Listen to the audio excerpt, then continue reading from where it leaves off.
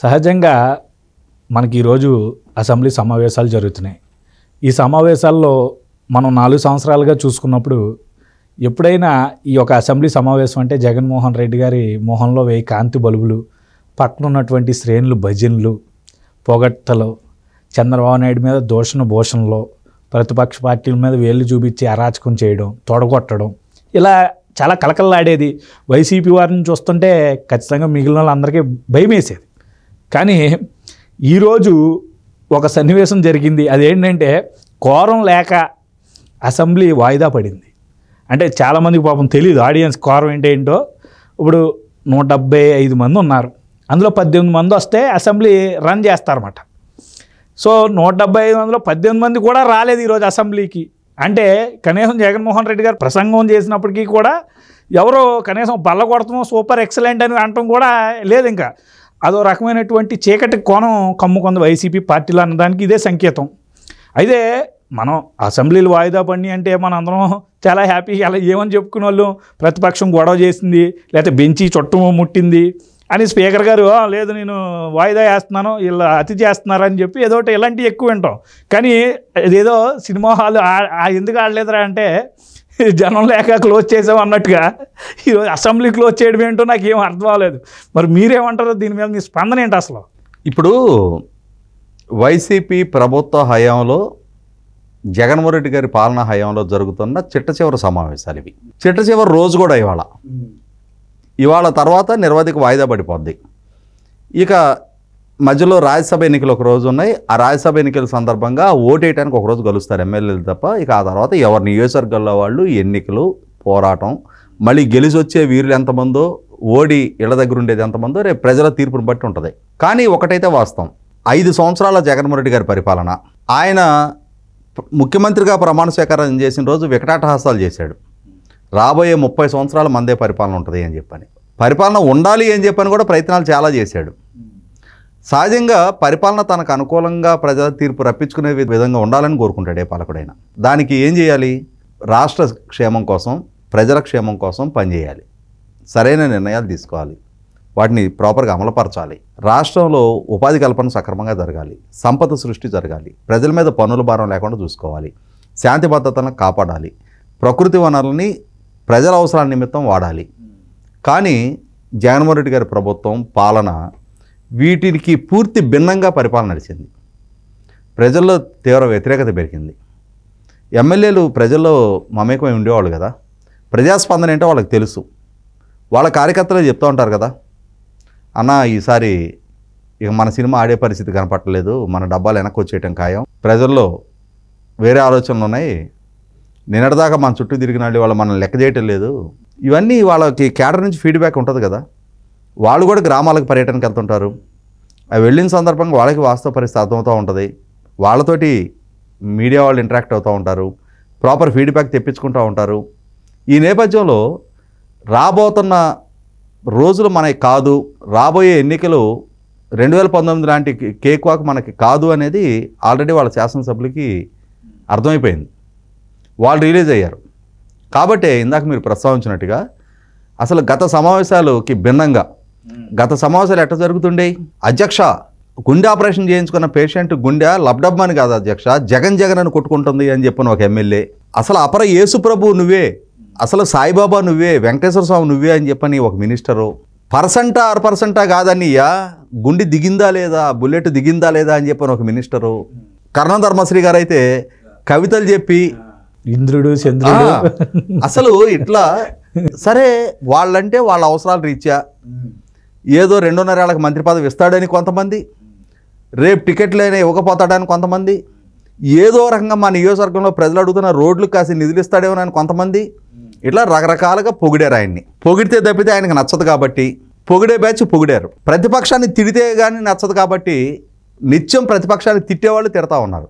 పరిధి దాటి ప్రతిపక్ష నాయకుడి అంటే కుటుంబ సభ్యులుగా ఉన్న మహిళలను కూడా, రాజకీయాలకు సంబంధం లేని మహిళలను కూడా వ్యక్తిత్వ హనానికి పాల్పడతా జుగుస్సాకరంగా అసెంబ్లీ వేదిక మాట్లాడుతుంటే కూడా ముసిముసిమి నవ్వులు నవ్వుకున్నాడు ఈ పాలకుడు. ఇవాళ ఆయన స్వయంకృతాపరాధం, అవగాహన రాహిత్యంతో, అనుభవ రాహిత్యంతో ప్రజలు ఇచ్చిన అవకాశాన్ని సద్వినియోగపరచుకోలేక, రాష్ట్రానికి మేలు చేయలేక ఒక అసమర్థ పాలకుడిగా మిగిలిపోయేవాళ్ళ ప్రజల్లో ఆదరణ కోల్పోయి, ఇన్ఫ్యాక్ట్ ఇంకా ఏహీభావం పెరిగిపోతుంది ప్రజల్లో. ఎప్పుడు వదిలించుకుంటామా ఈ పాలనని, ఎప్పుడు ఆ ఎన్నికల నోటిఫికేషన్ వస్తుందా, మాకు ఆయన పదే పదే చెప్తున్న బటన్ నొక్కుడికి అసలు సిసలు విరుగుడు మంత్రం మా దగ్గర ఉంది, మేం బటన్ ఎప్పుడు నొక్కుతామా, ఎప్పుడు ఈ ప్రభుత్వాన్ని దింపేయాలని చెప్పని ప్రజలు ఎదురు చూస్తున్న నేపథ్యంలో ఇవాళ వాళ్ళ ఎమ్మెల్యేలు మొన్న గవర్నర్ ప్రసంగానికి ధన్యవాదాలు తెలిపే తీర్మానం సందర్భంగా ముఖ్యమంత్రి గారు ప్రసంగిస్తున్నాడు. ఒకసారి ఆ వీడియో తెప్పించుకొని చూడు. ఆ వెనకున్న శాసనసభ్యులు ఒక్కళ్ళ మొహాన కళ్ళలేదు. ఇదే శాసనసభ్యులు అంతకుముందు సమావేశాల్లో తొడలు తెరిచారు, మీసాలు దువ్వారు, విజయగర్వంతో వికటాటహాసాలు చేశారు. అసలు ఒక మాట కాదు, నిన్న బడ్జెట్ ప్రసంగం చేసిన బుగ్గన రాజేంద్ర రెడ్డి గారు చంద్రబాబు నాయుడు గారిని ఎంత హేళనగా, అధ్యక్ష వీళ్ళు తిరుపతి లడ్డూలు, వీణలు, శాలువాలు ఢిల్లీకి తీసుకెళ్ళి అక్కడ వాళ్ళకి కప్పిన వాటితోటి అక్కడ బీరువాలు నిండిపోయినాయి అధ్యక్ష అని చెప్పని హేళన చేశారు. మరి ఇప్పుడు జగన్మోహన్ రెడ్డి గారు, బుగ్గన రాజేంద్ర రెడ్డి గారు కేంద్ర ఆర్థిక శాఖ మంత్రి దగ్గరికి, ప్రధానమంత్రి దగ్గరికి వెళ్ళేటప్పుడు ఆ తిరుపతి లడ్డూలు, ఆ తిరుపతి వెంకటేశ్వర స్వామి విగ్రహాలు, ఆ శాలువాలు కాక ఏం తీసుకెళ్లారు? ఇప్పుడు వీళ్ళాటితోటి చంద్రబాబు నాయుడు గారు కప్పినాటితోటి బీరువాలే నిండినాయేమో, వీళ్ళు తీసుకెళ్ళినట్టు గదులు నిండిపోయినాయి కదా. అక్కడ వాచ్ కూడా వెళ్ళిందిగా ఒక గిఫ్ట్ కింద ఒకసారి. అది జడ్జి గారికి. అదే ఏదైనా వీళ్ళు ఇచ్చే గిఫ్ట్లు మామూలు గిఫ్ట్లు కాదు, అది జడ్జి గారికి. ఇట్లాంటి వీళ్ళ వైఖరి, వీళ్ళ అసమర్థత ఇవాళ రాష్ట్రాన్ని సంక్షోభంలోకి నెట్టేసిన నేపథ్యంలో ఎమ్మెల్యేలకి రేపు మన భవిష్యత్తు ఏంటి, ఈయన మాటలు నమ్మి ఈయన 30 ఏళ్ళు అధికారంలో ఉంటాను అని చెప్తే ఈయన మాటలు నమ్మి వాళ్ళని ఇష్టం వచ్చినట్టు తిట్టాం. ఆ లోకేష్ రెడ్ బుక్ అంటున్నాడు, అన్ని పేర్లు రాసి పెట్టుకుంటున్నాను అంటున్నాడు. ఇప్పుడు మనం తిట్టినాళ్ళ మన పరిస్థితి ఏంటి రేపు రోజున? ఒకవేళ ఆ చంద్రబాబు నాయుడు గారు ఊరుకున్నా ఈ అబ్బాయి ఊరుకునేట్టుగా లేడు. మన ఈపీ విమానం మోత ఎక్కడ మోగుద్దో, అసలు రేపు ప్రజలు మన మళ్ళీ తిరిగి గెలిపిస్తారా, ప్రజల దగ్గరికి వెళ్ళి ఓటు అడగగలుగుతామా? అన్నిటికన్నా ముఖ్యంగా ఇంత పొగిడి ఇంత భజనలు చేసి ఎదురాలను ఇన్ని తిట్టినా అసలు ఈయన టికెట్ ఈయన అంటున్నాడు. ఇప్పుడు ముందు ఈయన మనసరికే నడిచాం కదా మనం, టికెట్ ఎందుకు ఇవ్వట్లేదు వాళ్ళకి అర్థం కావట్లా. అదేమంటే సర్వే ఫలితాలు అంటున్నాడు. కానీ నాకు ఇక్కడ డౌట్ ఏంటి రాజేష్ గారు, ఇప్పుడు కొంతమందికి టికెట్ లేదని చెప్తున్నారు, చిల్లాడు మీడియా ముందుకు చాలా నవ్వుతో మాట్లాడుతున్నారు. అంటే టికెట్ ఇవ్వలేదని ఆనందం అంటారా, లేకపోతే టికెట్ ఇచ్చుంటే మనం ఓడిపోదు అంచక్కే బాగాలేదు తప్పించుకున్నాం? వాళ్ళు రాజకీయాల్లో ఉన్నారు, ప్రజలతో మమేకమై ఉంటున్నారు, పరిస్థితి ఎట్లా ఉంది అనేది వాళ్ళకి అర్థమవుతుంది కదా. ఆ మాత్రం సెన్స్ చేయలేరా వాళ్ళు దాన్ని సెన్స్ చేస్తున్నారు. అంటే వాళ్ళకి అర్థమవుతుంది రాబోయే ఎన్నికలు మనకి కాదు అని చెప్పని.